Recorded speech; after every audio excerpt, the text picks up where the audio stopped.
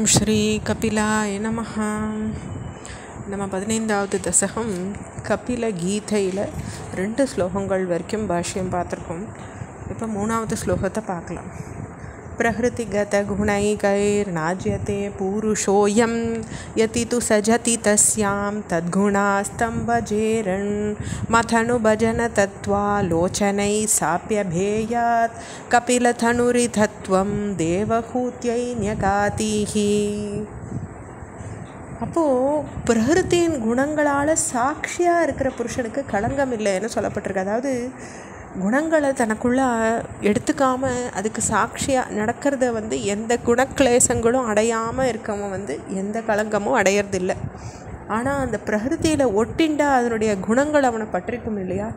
அப்படி பற்றின்றாலும் சுவாமியை பூஜிக்கிறதுனாலையும் தத்துவாலோசனையினாலையும் அது அகன்று போகும்னு கபிலமூர்த்தியான நீர் தேவஹூதிக்கு உபதேசம் பண்ணினீர் இல்லையா அப்படின்னு சொல்கிறார்.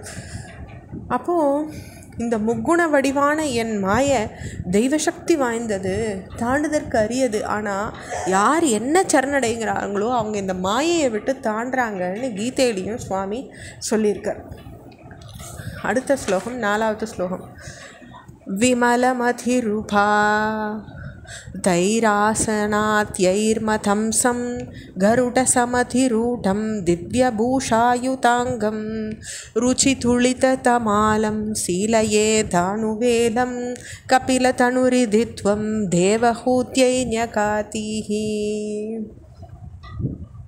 அப்போது யம நியமங்கள்னு சொல்லப்பட்டிருக்கு.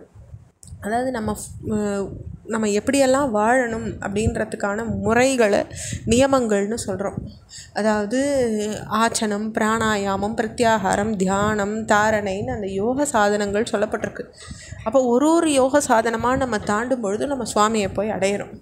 அப்போ இதனால் மாசு நீங்கிய மனசு உடையவனாக அவன் எல்லா யோக சாதனங்களால் கருடன் மேலே அமர்ந்திருக்கிற என்னுடைய மூர்த்தியை திவ்ய ஆபரணங்களாலையும் ஆயுதங்களாலும் அலங்கரிக்கப்பட்ட தமாலம் போல நீல வர்ணத்தோடு பிரகாசிக்கிறத எல்லா வேலையும் தியானிக்கணும்னு கபிலமூர்த்தியான நீர் தேவஹூதிக்கு உபதேசம் பண்ணீங்க இல்லையா அப்படின்னு கேட்குறார்.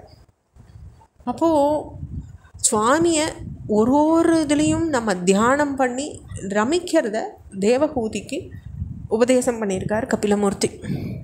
மம குணை லீலா மம குணகண லீலா கர்ணனை கீர்த்தனாத்யை மயி சுரசரிதோக பிரக்ய சித்தானுவிருத்திஹி பவதி பரமபக்தி சாஹி மிருத்யோர்விஜேத்ரி கபிலதனுரிதித்வம் தேவஹூத்யை ஞகாதீஹி.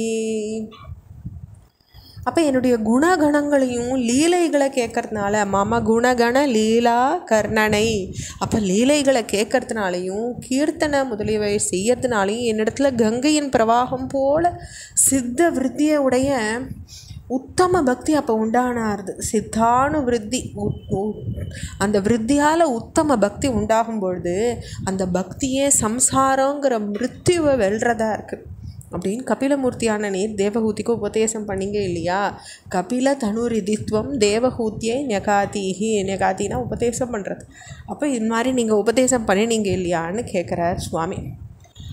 அஹ அஹ பகுல ஹிம்சா சஞ்சிதார்த்தை குடும்பம் பிரதிதினம் அனுபூஷ்ணன் ஸ்திரீ ஜிதோ பாலலாலி விசதிஹி கிருஹசக்தோ யாதனா மைய பக்தஹ கபிலதனுரிதித்வம் தேவஹூத்யை ஞகாதீஹி. அப்போ பல இம்சைகளை அடைஞ்சுண்டு ஈட்டின பொருளை கொண்டு நாள்தோறும் குடும்பத்தை போஷிக்கிறவனா, பிரதிதினம் அனுபூஷ்ணன் தினந்தனம் பூஷிக்கிறவனா, ஸ்திரீகளையும் வசப்பட்டவனா, ஸ்திரீ ஜிதோ பாலலாலி, அப்போ ஸ்திரீகளுக்கு வசப்பட்டவனாகவும் குழந்தைகளை சீராற்றவனாகவும், பாலனா குழந்தைகளை குறிக்கிறது, குழந்தைகளை சீராற்றவனாகவும் கிரகத்தில் பற்று மிக்கவனாகவும் வாழ்ந்து என்கிட்ட பக்தி இல்லாத ஜீவன் நரகத்துக்கு தான் போய் அடையிறான். இப்படிப்பட்ட சம்சார பந்தத்திலேயே மனைவி மக்கள்னு இருக்கிறவன் நரகத்துக்கு தான் போகிறான். ஐயோ என்ன கஷ்டம்னு கேட்குறாரு சுவாமி. இப்படி இருக்கவனுக்கு ரொம்ப கஷ்டமாச்சேன்னு கபிலமூர்த்தியான நீர் தேவஹூதிக்கு உபதேசம் பண்ணினீங்க இல்லையா அப்படின்னு சொல்கிறது இந்த ஸ்லோகம். இதோட நம்ம 6 ஸ்லோகம் 15வது தசகத்தில் பூர்த்தி பண்ணிக்கிறோம். ஓம் ஸ்ரீ கபிலமூர்த்தாய நமஹ.